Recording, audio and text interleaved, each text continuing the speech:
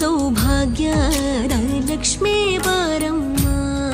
ನಮ್ಮಮ್ಮ ನೀ ಸೌಭಾಗ್ಯದ ಲಕ್ಷ್ಮೀ ಬಾರಮ್ಮ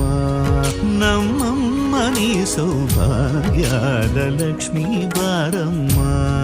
ನಮ್ಮಮ್ಮ ನೀ ಸೌಭಾಗ್ಯದ ಲಕ್ಷ್ಮೀ ಬಾರಮ್ಮ